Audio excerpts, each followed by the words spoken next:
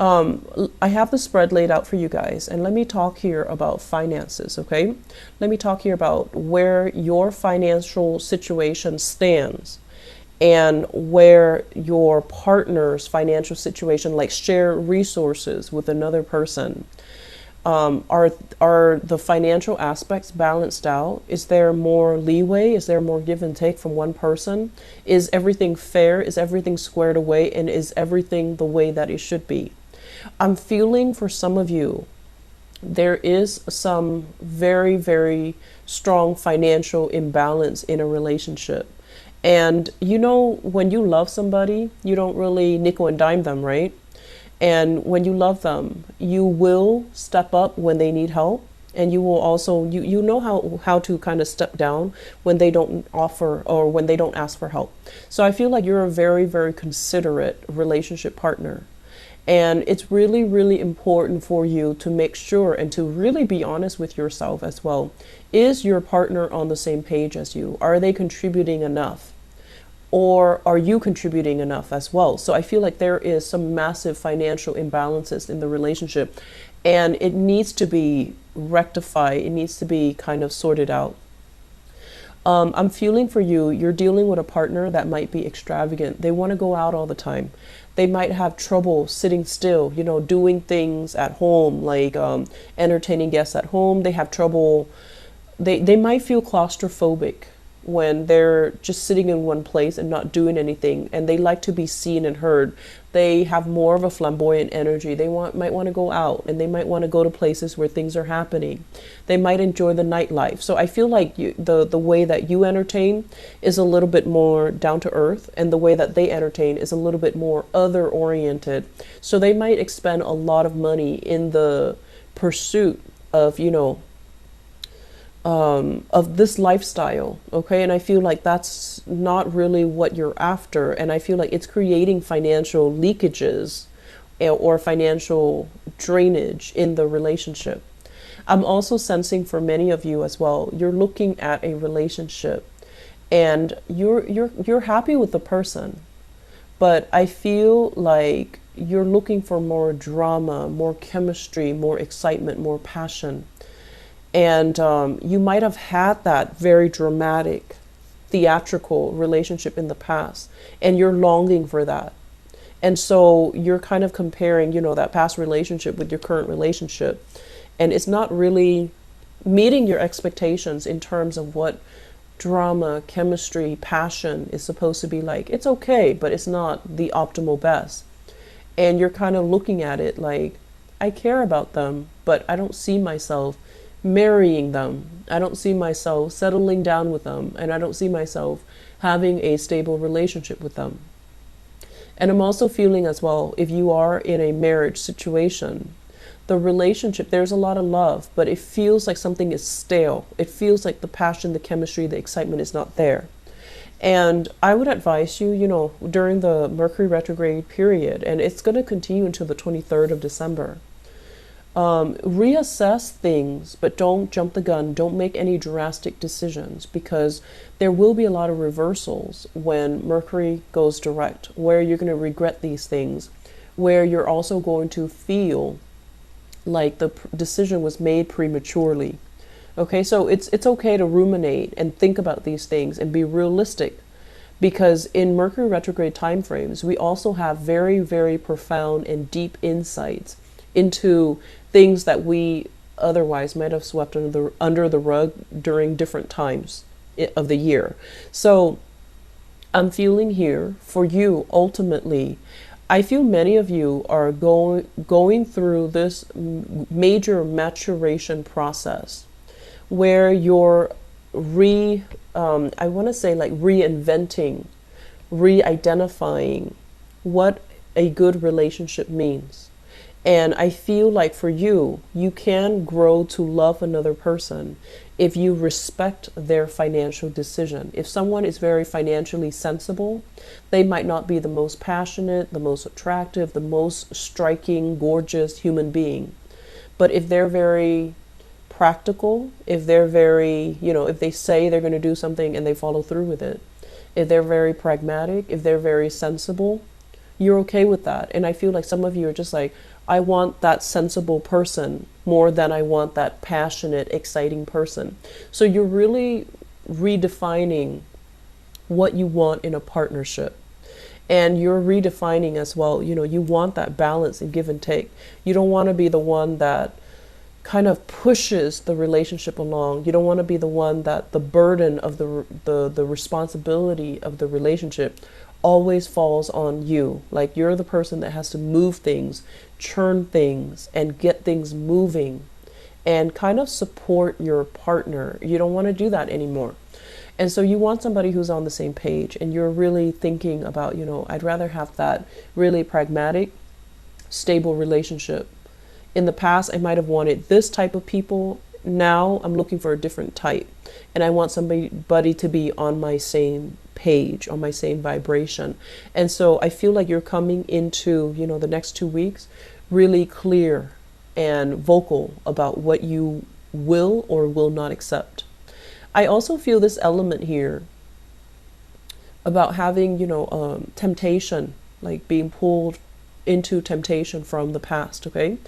And I feel for many of you, a fire sign here.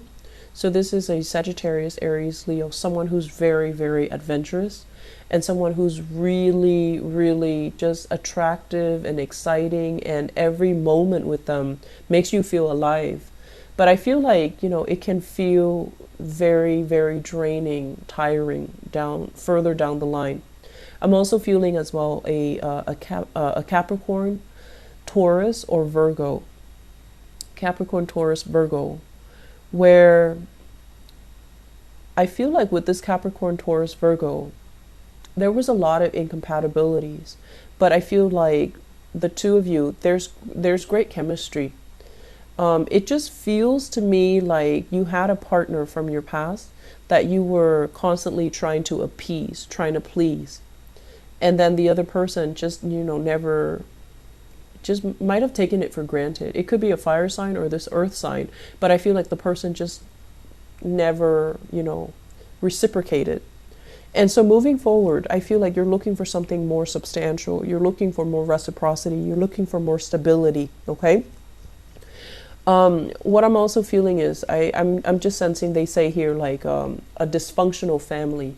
So there might have been as well, blended families from your parents. So your parents might have been divorced, and now there's like stepmothers, stepfathers in the picture. So there's a lot of just I feel like an uncomfortable energy when it comes to parents. And then I'm also feeling, they say dysfunctional. So I feel like in your own family unit, you might have had children out of wedlock. You might have had to do co-parenting with another person. And so there's a lot of confusion here. I'm saying I'm hearing somebody say mom, and then 3 women turn around and they're not really sure who is calling them. And then I'm also hearing dad, and then 3 men turning around and not really sure. So it's it creates a lot of confusion because there are so many people with the same titles, as is the nature of a blended family, right?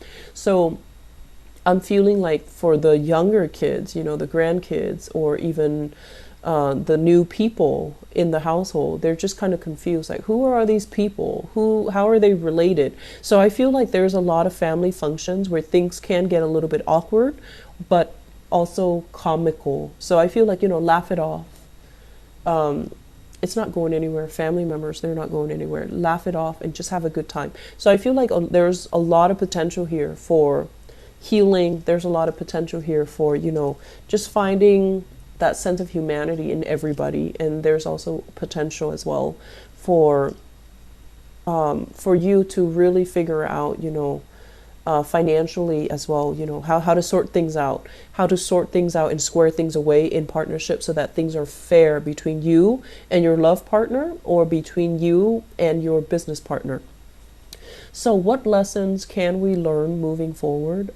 Can we take away from 2017 to help us transition into 2019? I feel like for some of you who have been kind of holding on to a property, you kind of need to let that go, okay? I feel like it's time to relinquish property, to sell property, and I would recommend that you try to, take care of that in the 2018 timeframe. If you've been thinking about it for some time, try to do that. I'm also feeling as well, there's a need for you to kind of get out there and socialize more and connect with more people. So I feel those opportunities are going to be coming in. I feel like the major lesson is for you not to sequester yourself, for you to realize when things are not working and to try to move on. A lot of the problems that fixed signs and Scorpio, Aquarius, Leo, Taurus have is their inability to let go. And I feel like for you guys, it's stamped all over your relationship sector. You care about somebody, you like somebody, but they're not the best optimal relationship partner for you. It's really important for you to let go. Okay, it's important to let go, because I feel like if you find yourself financially drained or financially short all the time because of this relationship, it's because it's karmically telling you that you're not meant to be with this person. And if it has been an ongoing thing for years and years and years, and you're not doing anything about it, I feel like it's just a time for you to let it go. And then I also feel as well, there's a need here for one person to take care of another person, and relationships need to be very two-sided. It's a two-way street. One person cannot give all and feel depleted and feel resentful. So I feel like you need to kind of balance things out a little bit in that department as well. Okay. 2018 is going to be a very good finance and career year for many, many of you. And we have, you have a benefic planet, Jupiter, in your sign for the majority of 2018. So it's really telling you to put relationships on the back burner and focus on your finances, focus on your career. Relationships, they should not distract you in the year of 2018. Put them all behind you, put them on the side, don't bother with them. Focus on your financial situation, focus on your work, focus on professionally networking with other people. And then the relationships, I honestly feel they can fix themselves. Once you detach, that's when your partner kind of shapes up. So I feel like that needs to happen for you to be a little bit more grounded and for you to be a little bit more focused when it comes to getting practical considerations kind of like all lined up, and then worry about the relationship later. Okay. So for those who are single, focus on your financial situation. Relationship will come in when the time is right. So don't divert your energy, your attention. Don't let it consume your life, and where you have to put other things on the back burner, where you have to put work on the back burner. Okay. So you have a really good year ahead of you. It's a very, very good finance year. And so make that your priority. Okay. Scorpio, get back on your feet, start building up your foundation, start building up anew, and start building up as well your financial future. Okay.